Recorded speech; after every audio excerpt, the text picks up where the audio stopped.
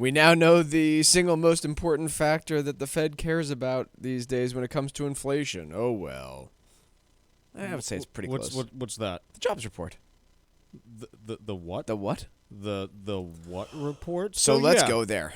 8:30 this morning, we got the jobs report. Came out, 223,000 jobs created. Unemployment rate dropping down to 3.5%. We got some revisions to the downward side on overall payrolls the last couple months, but some changes on the wage side that are going to be interesting as well. So there's a lot here to dig through. And let's start with the household data, because remember, the jobs report, it's two different surveys. I know that they present it all as one, but they do one survey where they reach out to a bunch of households and say, hey, man, did you get a job? And then they do another survey where they reach out to a bunch of businesses and they go, hey, man, did you hire anyone? And then they combine them into one report, even though the numbers are different. Let's start with the household survey. Big things that we typically look at in this: unemployment rate down to 3.5%. Now, normally when you see it go down, one of two things happens. Either A, the labor force decreased, B, the number of people with jobs increased. It's one of those two things. What do we see this month? A monster number here, 717,000 jobs added according to the household survey. But this survey had been underreporting compared to the survey of businesses over the course of last year. So this basically equalized that. It was like everyone at the end of the year was like, oh, gee, I actually had a job. So, yeah, we'll catch up now. Yeah. So, yeah, big number there. Participation rate improving from 62.2% to 62.3%. We love to see that. That means more people in the labor force, which means more people to fill the available jobs, which in theory mutes wage growth a little bit. Unemployment rate down to 3.5. In fact, when you round it out to two digits, 3.46. Mike, do you know the last time that the unemployment rate was this low? 90s? No. Tucker, any guesses? I need a specific year from both of you. Like, stop being all general. 1983. 97. 1969. Yeah. 1969 was the last time that you saw the unemployment rate this low. Wow. Guys, there's not a recession now.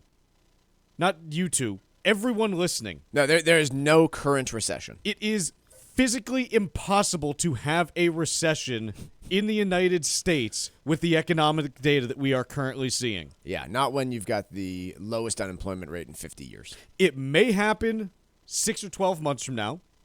It may happen 24 months from now. It could happen even sooner, but it's not happening right now. Honestly, I'm not sure it can happen sooner than 6 months from now. It would be tough to see it happen sooner. You're with right. With this data release here, it's really tough to see you go from this to like, oh, outright recession before the end of the first half of the year. Agreed. Hard to get to. Why I say it's not impossible is because we had an economy that was firing on all cylinders in February of 2020, and then we were in a recession by mid-March.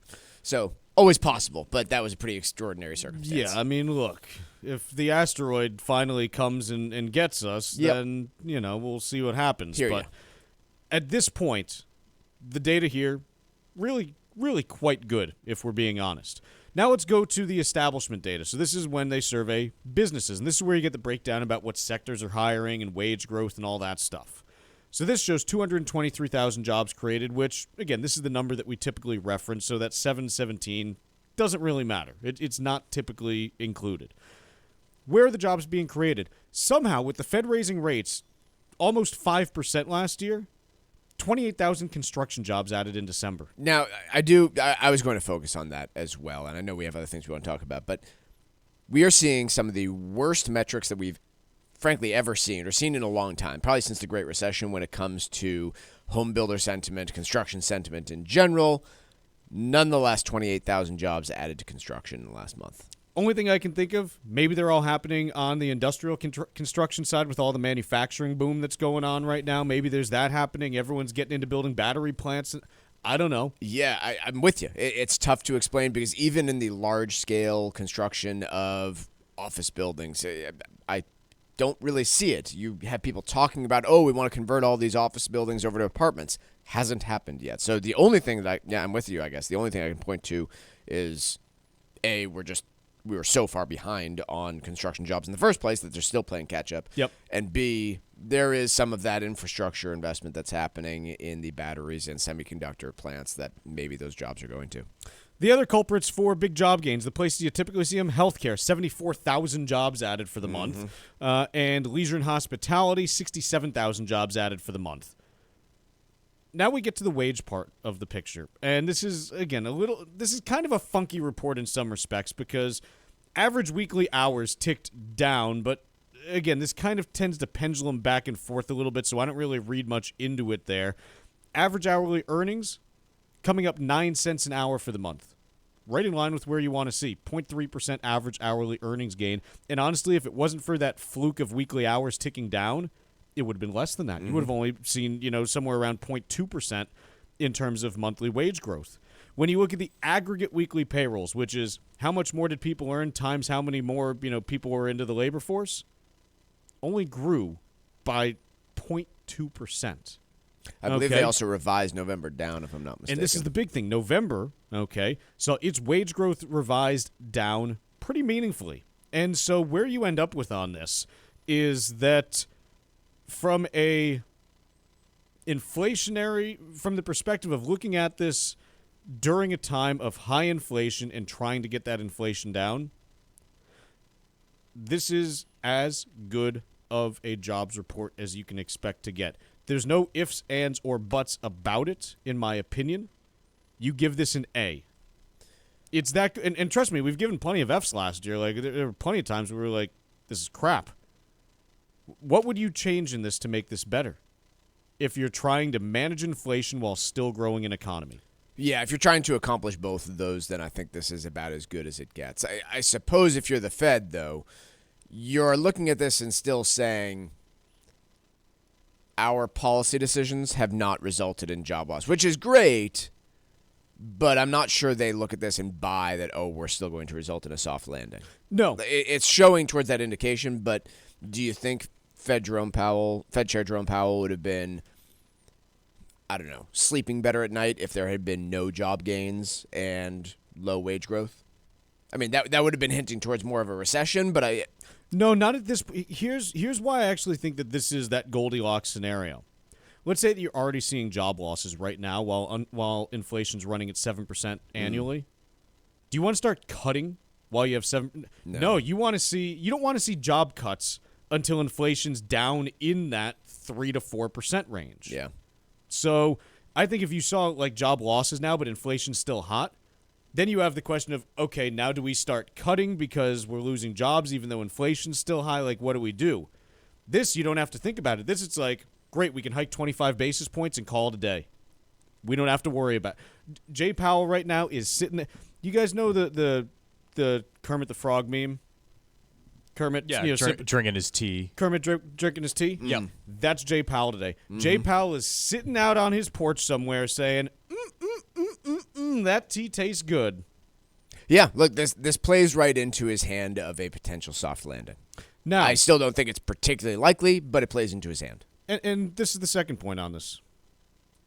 We've been seeing an improving trend here when it comes to A, the actual inflation data, and B, the data in the labor force that would, suggest that maybe this could last. But if you had to, pin me down as to, where that soft landing probability is, if it were 15% prior to today, maybe it's an 18% chance after today. Yeah. Maybe it's a 20%. You don't look at this and say, yep, soft landing guaranteed. But it's certainly, again, you update your priors and you say, yeah, there's a better chance given this report. And you have to acknowledge that. Yep. So I think it's worth noting that, hey, this is really good. You're not out of the woods. There's a long, long way to go here. But you're getting better. You're getting better. I would agree there. Yeah, I mean, the only other areas that I continue to find interesting, these are not surprises. These are really confirmations of what we're already seeing. Growth in retail, which from what we're seeing, seemed to have not the best showing. Not a terrible showing during the winter months, but retail grew 9,000 jobs. That's, they were averaging 35,000 jobs in 2021 and 16,000 jobs a month in 2022. So that is clearly slowing down quite a bit here as we end the year. Manufacturing was not changed a lot. Transportation and warehousing, big job growth area during the pandemic. 5,000 jobs added in the month of December. You are seeing that slow down as well. Those $100,000 a year gigs, driving long haul trucks for Walmart, don't seem like they're out there anymore. No, but again, good report. you are not out of the woods. But that soft landing chatter, you do have to take a little bit more seriously now. There still is a long way to go, and we still haven't seen that next shoe drop because of, housing and home prices likely starting to fall year over year as soon as this spring. But this is good. This is what you want to see, which is job growth while at the same time wage pressures easing a little bit and more people coming into the labor force. You still got too many job openings relative to the number of unemployed folks out there. You still have high inflation that, it's been coming down but aided by falling gas prices. Does that continue? Don't know. But this is a good data point, and you got to acknowledge that.